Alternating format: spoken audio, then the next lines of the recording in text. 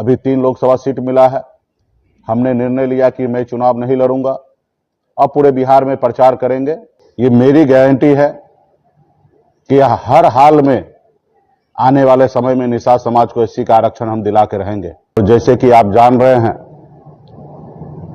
कि VIP party India गठबंधन का हिस्सा बना है। 3 लोकसभा सीट पर हम लोग चुनाव लड़ रहे हैं। झंझारपुर, मोतिहारी और हमारे गोपालगंज, 3 जगह हम लोग चुनाव लड़ रहे हैं।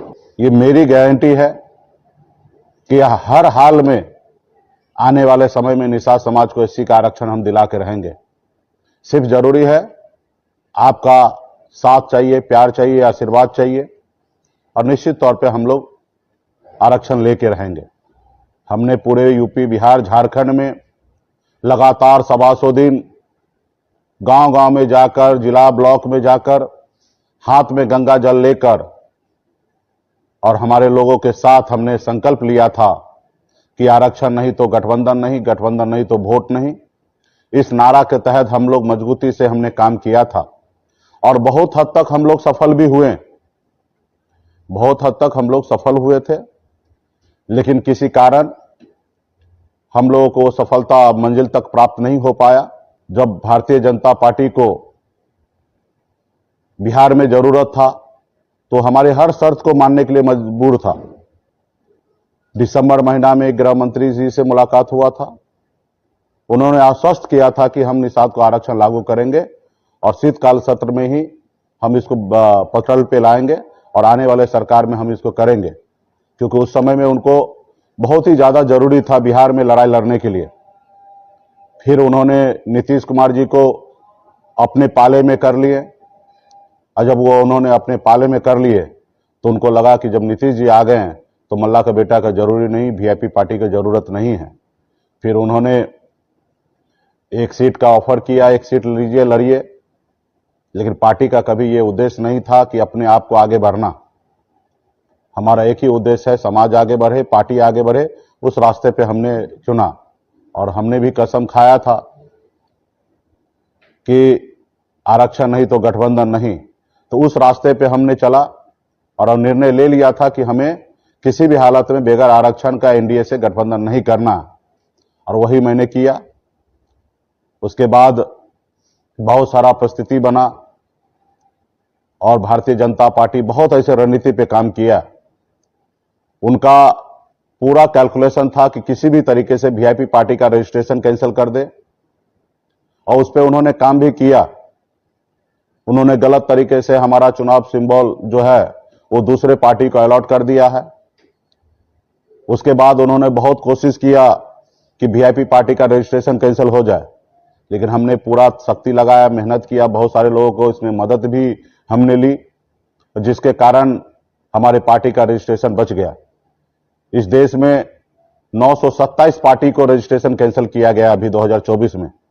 जो चुनाव आयोग को 6 महीना पहले कार्य को पूर्ण करना चाहिए था, वो अंतिम समय तक सभी पॉलिटिकल पार्टी देश में जितने भी है सबको लटका के रखा, इंक्लूडेड वीआईपी पार्टी भी।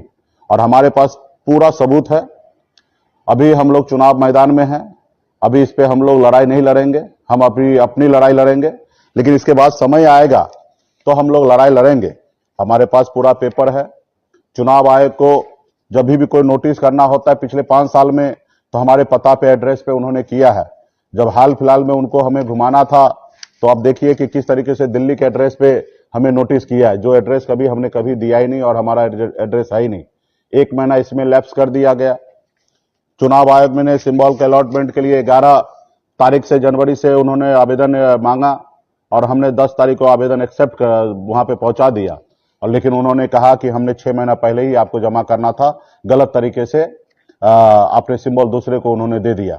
जब अगर 11 तारीख से आपने आवेदन मांगा, 4 जनवरी को नोटिफिकेशन किया कि 11 तारीख से जमा करना है, तो ये आवेदन एक्सेप्ट होगा कि 6 महीना पुराना है। तो खैर इस पे भी उनका गलती है। उसके बाद हमारे गृह मंत्री जी से भी बातचीत हुआ, जिसपे लेटर पे भी पत्राचार हुआ है। ये सभी आपको सोशल मीडिया के जरिए पता चलेगा कि किस तरीके से गृह मंत्री जी ने एक्सेप्ट किया, इसको पटल पे कैसे लाएंगे शीतकालीन सत्र में, इसका भी लेटर उन्होंने हमें प्राप्त कराया और वो पूरा क्लियर था कि वो आरक्षण पे निर्णय लेंगे।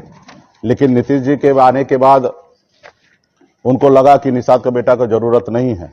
तो खैर साथियों, उनको एक समय तो था कि वो देने के लिए मन बना लिए थे, लेकिन उनको लगा कि अभी नीतीश जी के आने से काम उनका बन रहा है तो हमें नजरअंदाज किए हैं। लेकिन इसी तरीके से शक्ति ताकत बनाए रखिए, निश्चित तौर पे आगे आने वाले समय में हम लक्ष्य को प्राप्त करेंगे। सभी से अपील करूंगा कि मजबूती से यूपी, बिहार, झारखंड में इंडिया गठबंधन के साथ खड़ा होइए।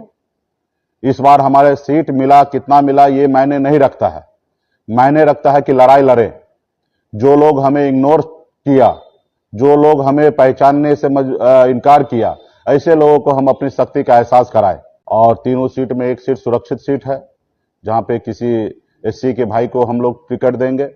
2 सीट है, वो सीट पे हर हाल में हमें चुनाव जीतना है। सिर्फ फॉर्मेलिटी के लिए हम चुनाव नहीं लड़ेंगे।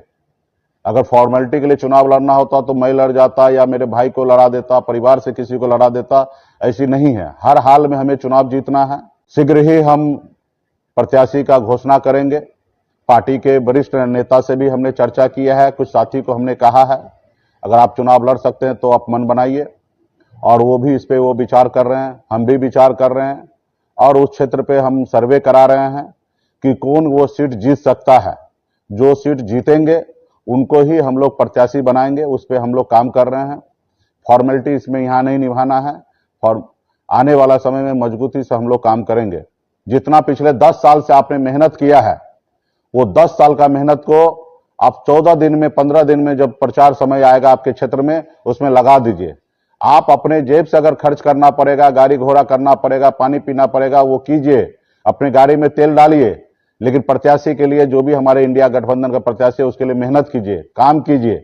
आप सक्षम नहीं है, हमारे पार्टी तक हमें बताइए, हम आपको व्यवस्था करके देंगे, एज ए कैंडिडेट भी करके देंगे। ये समय जो है वो कैंडिडेट को वोट लेने का नहीं है, ये समय जो है कि वीआईपी पार्टी का एक एक कार्यकर्ता का है कि वोट देने का है। अपना अगर वोट है, अपना मत है, वो आप इंडिया गठबंधन को दीजिए, विचारधारा के साथ रहिए। अभी अपनी शक्ति का एहसास करा देंगे बिहार में, तो 2025 का चुनाव यूं कह दीजिए कि विधानसभा चुनाव कभी भी हो सकता है बिहार में।